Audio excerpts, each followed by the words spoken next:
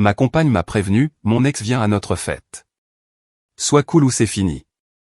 J'ai répondu, je serai très cool. Je l'ai donc accueilli à la porte, je lui ai serré la main et je lui ai dit, elle est toute à toi, mon vieux. Puis, je suis parti. La fête s'est terminée à la minute même où j'ai franchi la porte. Moi, Alexandre, 31 ans, je suis, ou j'étais, quelqu'un qui planifie tout. Je suis architecte et ma vie est bâtie sur des plans. J'aime que les choses soient précises. Ces 2 dernières années, j'étais avec Chloé, 28 ans. Elle ne planifie rien. C'est une personne qui marche à l'instinct. Je pensais que c'était un bon équilibre. J'étais la fondation. Elle était la façade, chaotique et magnifique. Nous vivions ensemble depuis environ 8 mois dans un appartement que j'adore. Le bail est uniquement à mon nom. Je l'avais signé avant qu'elle n'emménage. Je paie environ 70% du loyer et toutes les charges, ce qui était mon choix. Je gagne bien ma vie. Elle est styliste à mi-temps. Ça fonctionnait. Pour fêter ça, pour nous fêter, j'ai décidé d'organiser une grande fête de printemps. Ce n'était pas juste une simple soirée. J'y ai passé des semaines. Je suis un peu un passionné de technologie. Et je venais de terminer l'installation d'un système domotique sur mesure que j'appelle Aura. C'est mon bébé. Ce n'est pas un produit du commerce. C'est un serveur dédié dans le placard de l'entrée qui exécute des scripts personnalisés. Il contrôle chaque lumière et toute la musique. J'ai plusieurs zones et les 3 grands écrans d'art numérique que j'ai dans le salon. C'est impressionnant. Chloé adorait ça. Elle appelait ça notre tour de magie ultime pour les fêtes. J'avais dépensé environ 1100 € pour le traiteur. J'avais personnellement préparé un bar à cocktail avec environ 750 € de tequila, de whisky et de gin haut de gamme. Les playlists d'Aura étaient minutées à la perfection. L'art numérique était réglé. J'étais prêt. Puis il y a 3 jours, mardi, elle a lâché la bombe. Elle avait été bizarre toute la journée. Et, dit-elle sans me regarder. Alors, tu sais que Julien est en ville? Mon estomac s'est noué. Julien, 29 ans, est l'ex. Celui dont elle a toujours dit que la rupture l'avait anéanti. Celui qu'elle jurait avoir totalement oublié, mais dont le nom revenait encore beaucoup trop souvent. Oui, ai-je dit en essayant de garder une voix neutre. Eh bien, je l'ai croisé et je l'ai invité à la fête de vendredi. Je l'ai juste dévisagé. Tu as invité ton ex-petite amie à notre fête sans me le demander. Mon Dieu, Alexandre, ne sois pas comme ça, a-t-elle lâché. Ce n'est rien. Nous sommes amis. Nous sommes adultes. Il voulait voir le nouvel endroit. Ce serait bizarre de ne pas l'inviter. Je ne suis pas à l'aise avec ça, Chloé. C'est notre fête pour nos amis. C'est bizarre. Je ne veux pas de lui ici. C'était le moment. Le moment où j'aurais dû tout voir. Son visage s'est durci. Elle a croisé les bras. Écoute, il vient. Je lui ai déjà dit qu'il le pouvait.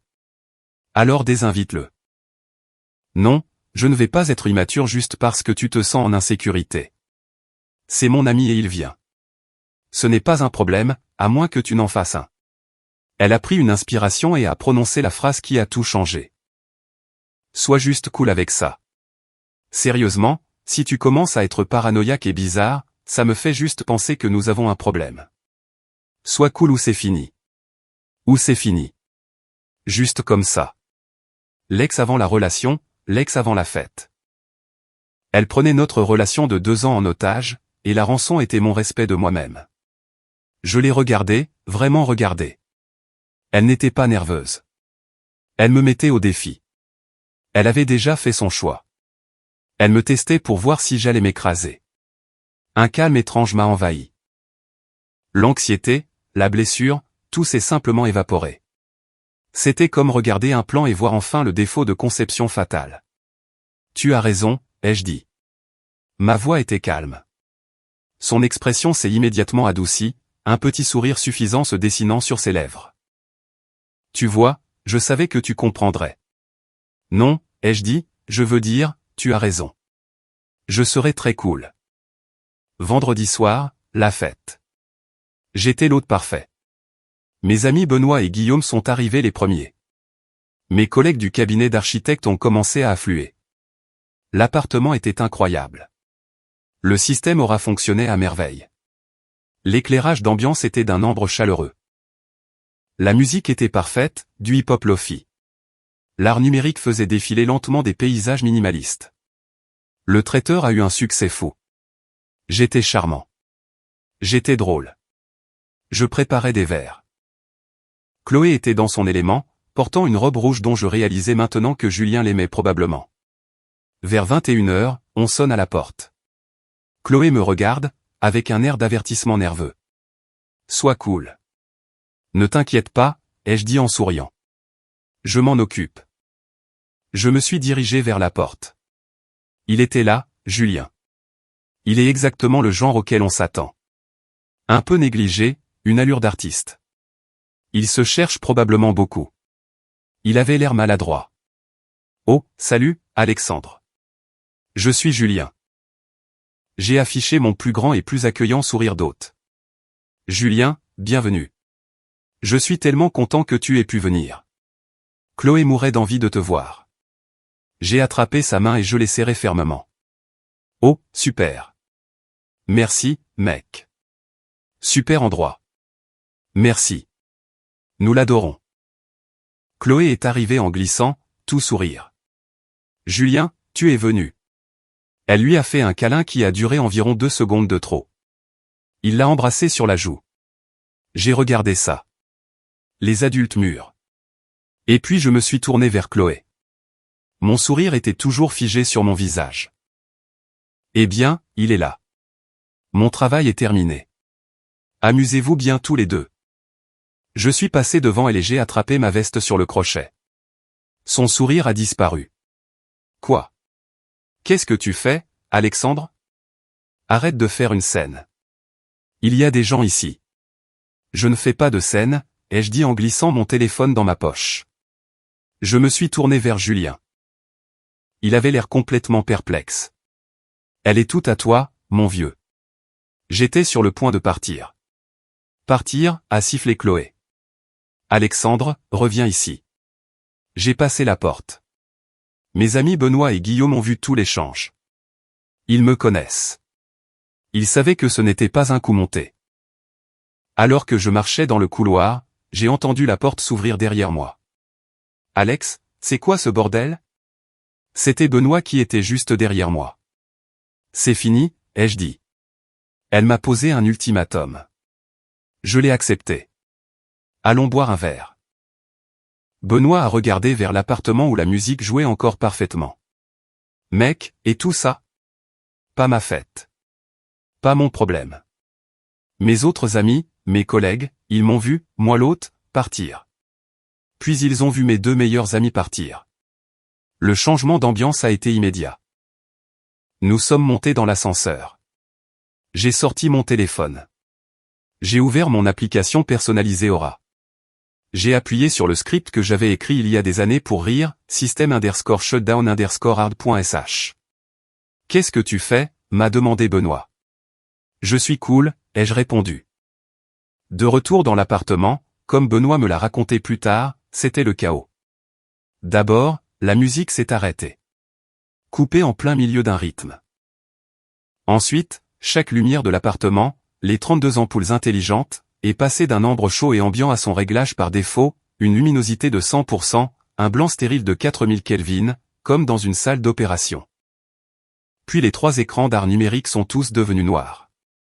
Toute la fête, environ 30 personnes, est restée là dans un silence de mort, clignant des yeux sous l'horrible lumière éblouissante. Chloé a apparemment commencé à tapoter frénétiquement sur les interrupteurs muraux qui n'étaient plus que du plastique inutile. Mon ami Benoît a dit que Julien a juste regardé autour de lui et a dit « Ouah, bizarre ». Mes collègues, que Dieu les bénisse, ont vu leur opportunité. Oh, waouh. Regardez l'heure. Je me lève tôt demain. Je crois que mon chat est malade. En 10 minutes, chacun de mes amis et de mes collègues était parti. La fête que Chloé voulait, c'était elle, Julien, et environ 4 de ses copines debout dans un appartement d'un blanc aveuglant, dans un silence de mort, avec une montagne de nourriture de traiteur très chère qui refroidissait rapidement. Mon téléphone a commencé à vibrer avant même que je n'atteigne le hall. Chloé, rallume-le maintenant. Chloé, Alexandre, tu es d'un gamin immature. Rallume les lumières. Chloé, tu as tout gâché. Tu as tout détruit. J'ai renvoyé un seul message. Tu m'as dit d'être cool ou c'est fini. J'ai choisi que ce soit fini. S'il te plaît, débarrasse tes affaires de mon appartement avant la fin du mois. Ensuite, j'ai bloqué son numéro et je suis sorti boire du whisky avec mes vrais amis. Mise à jour 1. Une semaine plus tard, les retombées de la fête qui n'a pas eu lieu ont été immédiates. Benoît, Guillaume et moi sommes allés dans un bar tranquille et mon téléphone n'était qu'une brique vibrante sur la table. Des appels de numéros que je ne connaissais pas. Des messages de sa meilleure amie Léa. Léa, Chloé pleure. Tu es un monstre. Comment as-tu pu l'humilier comme ça? Léa, elle a invité une seule personne. Tu as détruit toute votre relation pour un seul gars. Tu es pathétique. Léa rallume son internet. Elle ne peut même pas regarder la télé. Ah, oui. Le système Aura n'était pas seulement composé de lumière et de musique. Il passait par mon serveur, qui servait également de routeur principal pour tout le réseau. Quand j'ai exécuté le script d'arrêt, j'ai tout éteint. Pas de Wi-Fi, pas de Netflix, rien. L'appartement était une boîte inerte. Je les ai ignorés. J'ai passé le week-end chez Benoît pour décompresser. Nous avons commandé des pizzas, joué à des jeux vidéo. C'était bien, mais je savais que je devais m'occuper de l'appartement. Je suis le seul titulaire du bail. Elle est une occupante, et en France, après un certain temps, elle a des droits. Je devais faire ça dans les règles. J'ai débloqué Chloé lundi. Juste assez longtemps pour gérer la logistique. Moi, Chloé, je suis sérieux. La relation est terminée. J'ai besoin que tu partes d'ici le 31. Fais-moi savoir quand tu déménageras tes affaires. Chloé, tu n'es pas sérieux.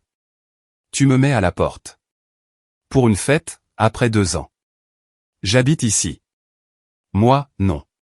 Tu habitais avec moi et maintenant ce n'est plus le cas. C'est toi qui as dit Lou, c'est fini.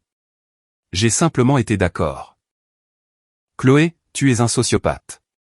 Alexandre, un psychopathe froid et calculateur. Tu m'as piégé. Moi, te dire que je serais cool et ensuite partir quand tu m'as manqué de respect n'est pas un piège. C'est une limite. Tu as 26 jours. Chloé, je n'irai nulle part. C'est chez moi. Tu devras m'expulser. Et je dirai à tout le monde ce que tu as fait. Elle pensait que je bluffais. Le problème, c'est que je ne bluffe pas. C'est là que le sentiment que tout lui est dû dépasse toutes les limites.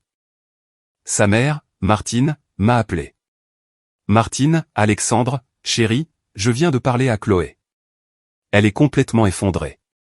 Je suis tellement déçu de toi. Tu es un homme de 31 ans, et tu as fait une crise de colère comme un enfant. Moi, Martine. Avec tout le respect que je vous dois, Chloé m'a posé un ultimatum. Elle m'a dit d'accepter son ex-petite amie sinon notre relation était terminée. J'ai accepté ses conditions.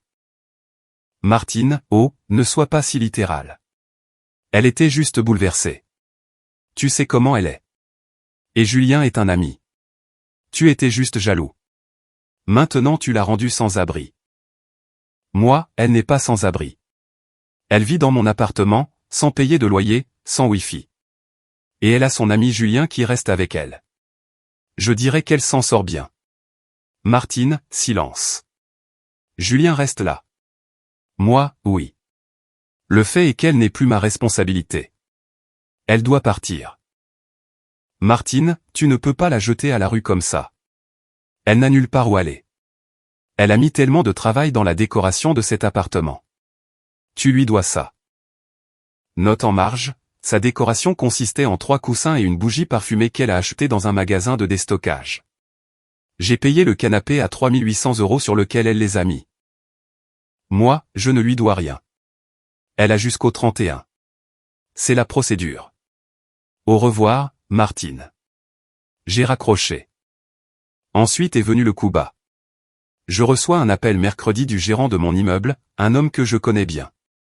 Nous avons beaucoup discuté de l'infrastructure du bâtiment. Gérant, et, Alexandre. Un appel bizarre. Nous avons reçu une plainte de votre appartement. Moi, de Chloé. Gérant, oui. Elle a dit que vous aviez abandonné l'appartement, que vous étiez instable et qu'elle avait peur que vous reveniez. Elle nous a demandé de changer les serrures pour la protéger. Mon sang n'a fait qu'un tour. Elle essayait de m'empêcher d'entrer dans mon propre appartement. Moi, Franck. C'est Alexandre. Je suis le seul titulaire du bail. Vous le savez aussi bien que moi. Chloé est mon ex-compagne, pas une locataire. Elle refuse de partir. Je loge temporairement chez un ami pour calmer le jeu. C'est elle qui n'est pas censée être là. Et elle laisse entrer un invité non autorisé, son ex-petit ami, Julien. Le gérant soupire. C'est bien ce que je pensais. Écoutez, je ne peux pas changer les serrures pour un non-titulaire du bail. Mais Alexandre, c'est compliqué. Vous devez la faire sortir légalement. Elle peut revendiquer des droits d'occupant. Moi, j'ai une longueur d'avance sur vous. C'est là que ma planification est entrée en jeu. Ce n'est pas une série télévisée. On ne peut pas simplement jeter les affaires de quelqu'un sur le trottoir. Étape 1, j'ai engagé un huissier de justice. Ça m'a coûté 140 €. Il a officiellement, légalement, signifié à Chloé un commandement de quitter les lieux sous 30 jours. Ce n'était pas un SMS. C'était un document légal. Le compte à rebours était officiellement lancé. Étape 2, j'avais besoin de mes affaires. Mon serveur aura, mon ordinateur de travail, une tour sur mesure, ma machine à expresso hors de prix, et mon alcool. J'ai envoyé un message à Chloé. J'arrive demain à 10 h avec l'assistance de la police, pour récupérer mes biens personnels. Tu es tenu de me laisser entrer. Elle n'a pas répondu. Alors, hier, vendredi, je me suis présenté. 2 policiers m'ont rejoint dans le hall. Vous êtes Alexandre. Allons-y. Nous montons. J'utilise ma clé. La porte est verrouillée de l'intérieur. Le policier frappe.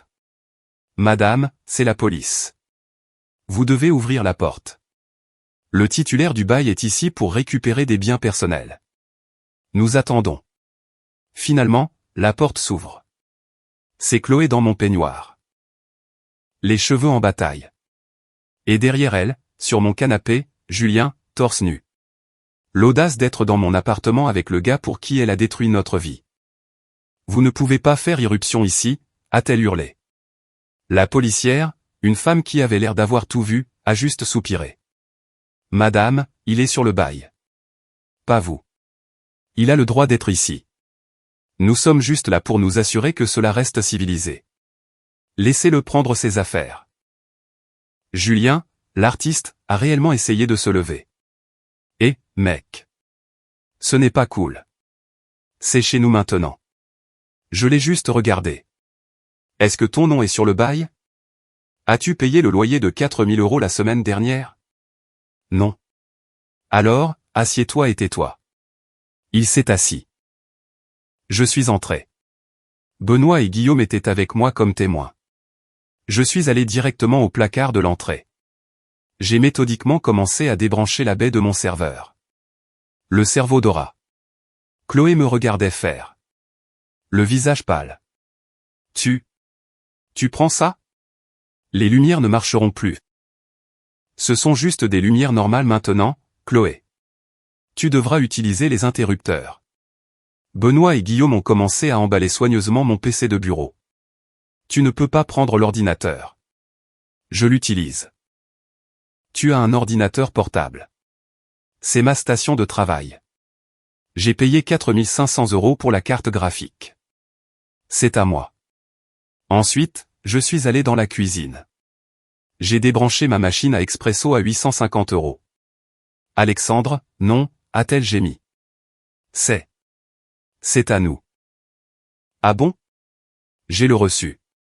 C'était mon cadeau d'anniversaire à moi-même. Enfin, j'ai pris une boîte et je suis allé au bar. J'ai commencé à vider chaque bouteille. Julien a en fait dit, mec, pas l'alcool. J'ai juste fait une pause, j'ai brandi une bouteille de whisky, je l'ai regardée, et je l'ai mise dans ma boîte.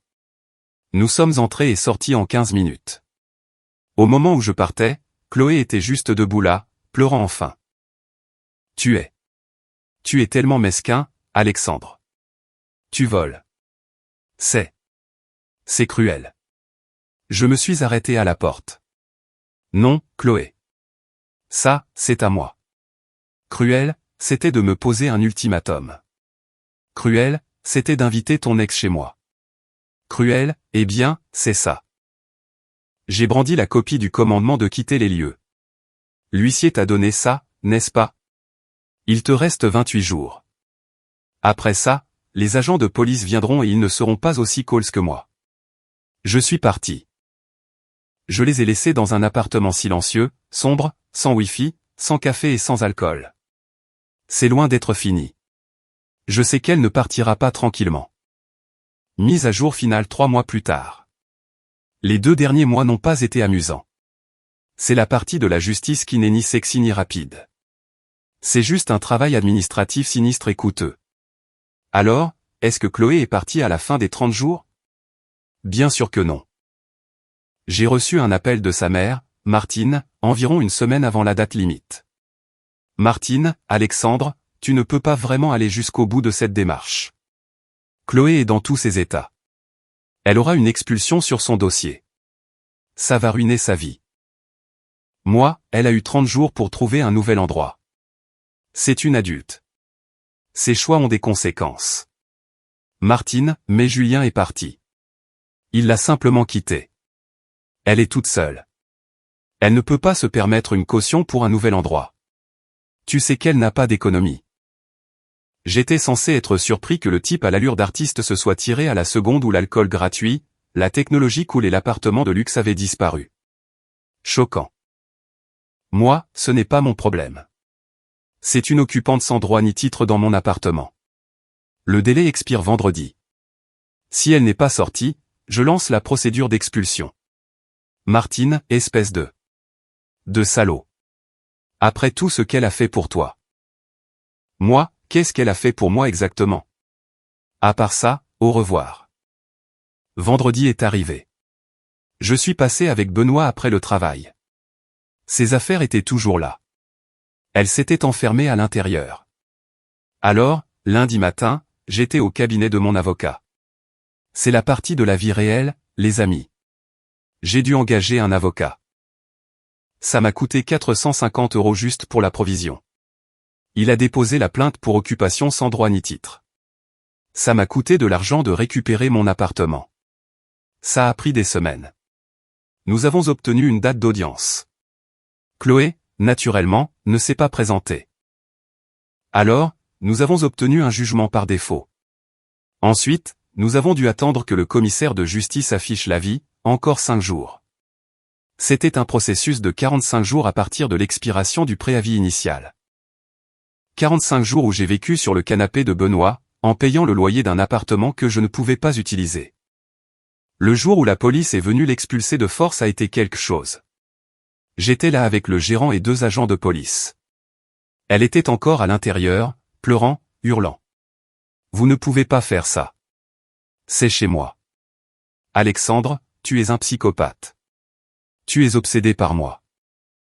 Les agents n'ont rien voulu savoir. Madame, vous avez 15 minutes pour rassembler vos affaires essentielles. Le reste sera mis sur le trottoir.